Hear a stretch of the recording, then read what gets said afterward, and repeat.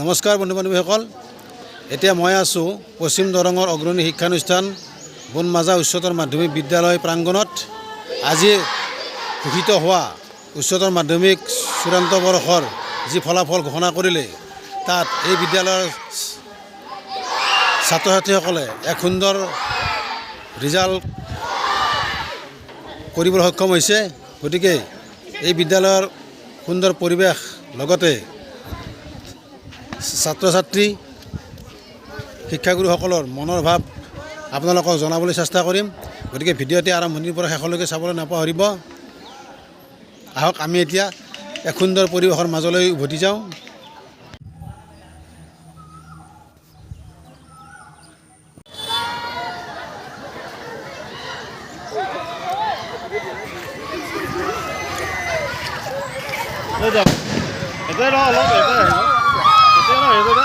লাইনটো ব্ৰেক কৰিব নালাগে, এতিয়া ওলগ কৰি দিয়ক।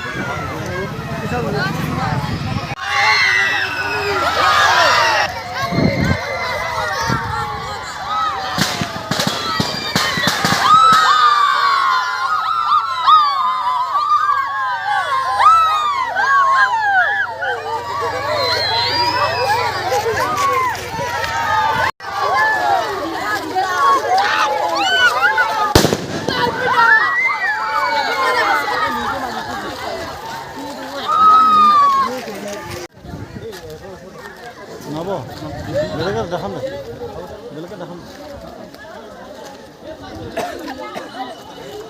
যা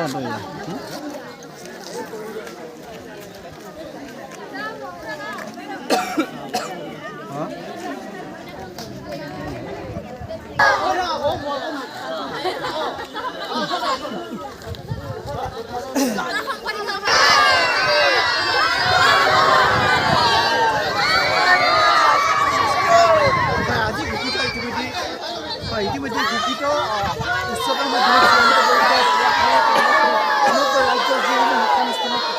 সফলতা অৰ্জন কৰিছে। প্ৰায় 92.2% পাবলৈ সক্ষম হৈছে। কেনেকুৱা অনুভৱ? একেলগে ভবা নাছিলোঁ ইমানখিনি পাম বুলি, 90 ভাবিছিলোঁ, তাৰ ওপৰত পাৰিছে মানে খুব বেছি। কি ক'বা আমাৰ চকুটো এইটো দিবা 86.6% লাভ ভাল লাগিছে? হয়, নিশ্চয় নিশ্চয়।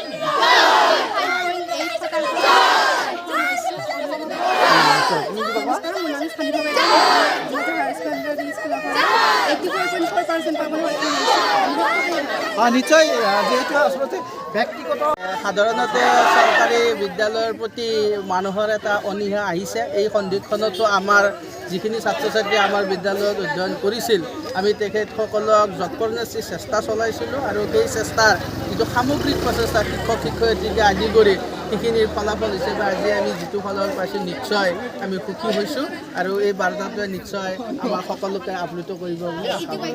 হয়, নিশ্চয় এইদৰে বিহু বিষয়টো অধ্যয়ন কৰিবলৈ তেওঁলোক ইচ্ছা প্ৰকাশ কৰিছিলে আৰু আমি সকলোকে সুবিধাকণ প্ৰদান কৰিবলৈ চেষ্টা কৰিছিলোঁ। আৰু বিহু বিষয়ত এইবাৰ আমাৰ যিগৰাকী ছোৱালীয়ে 92.2 মাৰ্ক ল'বলৈ সক্ষম হৈছে, তেখেতে অসমৰ ভিতৰত তৃতীয় স্থান অৰ্থাৎ 98 নম্বৰ ল'বলৈ সক্ষম হৈছে। 98 হয়। কিমান বাৰ লেটাৰ পাইছে? আমাৰ লেটাৰ মাৰ্ক পাইছে 14গৰাকীয়ে আৰু প্ৰথম যিটো শ্ৰেষ্ঠ নম্বৰ লাভ কৰা তেওঁ হৈছে 98, অৰ্থাৎ অসমৰ ভিতৰত তৃতীয় স্থান। হয়, নিশ্চয় এইদৰে আচলতে আমি গৌৰৱান্বিত আৰু আমাৰ যিখিনি আমি দিছিলোঁ সেইখিনি ল'বলৈ যথেষ্ট চেষ্টা কৰিছিল, কষ্ট কৰিছে। সেইকাৰণে সিহঁতে সেইখিনি ফলাফল পাইছে। আৰু বোকাত পদুম ফুলে বুলি কথা এষাৰ আছে। আচলতে এই গাঁওখন যথেষ্টই আমাৰ গাঁওখনি পিছপৰা। আমাৰ যিখন ঠাইত বিদ্যালয়খন আছে, এই পিছপৰা অঞ্চলৰ পৰা এনেকুৱা ভাল ধৰণৰ ৰিজাল্ট হ'লে আমি গৌৰৱান্বিত হওঁ, সুখী হওঁ। আজি আমি সুখী। হয়, ধন্যবাদ। আমিও আচলতে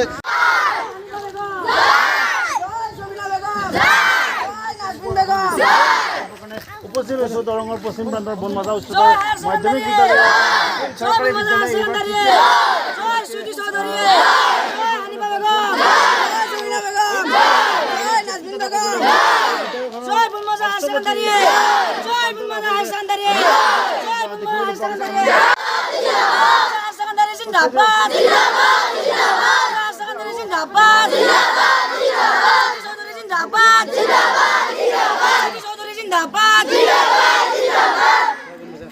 আমি ইমান ভালকৈ পাছ কৰিব পাৰিছোঁ আৰু ওলাব গতিকে ইয়াৰ পৰা প্ৰায় আমি দেখোঁ যে সুদবয় প্ৰাইভেট বিদ্যালয়বিলাকত কিন্তু সেইটো ভুল কথা ইয়াতেও পঢ়িব পাৰে ইয়াতেও ভাল ৰিজাল্ট কৰিব পাৰে ভৱিষ্যতে পৰিকল্পনা কি আছে তোমাৰ মই মোৰ ভৱিষ্যতে এগৰাকী শিক্ষাৰ্থী হ'ব মন আছে মই সকলোৰে পৰা যদি জানো তোমাৰ কি ভৱিষ্যতে কি শিক্ষয়িত্ৰী হ'ব বিচাৰিছা তুমি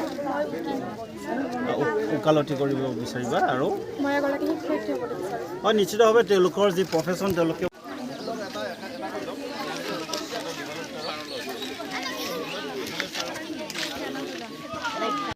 পৰীক্ষাৰ চূড়ান্ত পৰীক্ষাৰ ফলাফল ওলাইছে এই ফলাফলত বুনমাজাৰ উচ্চতৰ মাধ্যমিক পৰিয়ালটোৱে নথৈ আনন্দিত হৈছোঁ এইবেলি আমাৰ বিদ্যালয়ৰ পৰা 25গৰাকী ছাত্ৰ ছাত্ৰী অৱতীৰ্ণ হৈছিল তাৰে 17গৰাকী ছাত্ৰ ছাত্ৰীয়ে প্ৰথম বিভাগত আৰু 8গৰাকী ছাত্ৰ ছাত্ৰীয়ে দ্বিতীয় বিভাগত উত্তীৰ্ণ হৈছে তৃতীয় বিভাগত যেনিবা নাই বিগত দুটা বৰ্ষতো আমাৰ বিদ্যালয়ৰ পৰা 100% পাছ কৰিছিলে তেতিয়াও আমাৰ তৃতীয় বিভাগ নাছিলে আৰু এইবেলি আমাৰ বিদ্যালয়ৰ পৰা এগৰাকী ছাত্ৰীয়ে 92.2% আৰু আটাইকেইটা বিষয়তে লেটাৰ নম্বৰ লৈ উত্তীৰ্ণ হোৱাৰ সৌভাগ্য উপজিছে লগতে আন দুগৰাকী ছাত্ৰীয়ে ডিষ্টিংশ্যন নম্বৰ লাভ কৰিবলৈ সক্ষম হৈছে 3গৰাকী ছাত্ৰ ছাত্ৰীয়ে ষ্টাৰ মাৰ্ক ল'বলৈ সক্ষম হৈছে তেওঁলোকেও বিভিন্ন বিষয়ত 4টা 5টা এনেকুৱা বিষয়ত লেটাৰ নম্বৰ পাবলৈ সক্ষম হৈছে সৰ্বমুঠ লেটাৰৰ সংখ্যা হৈছে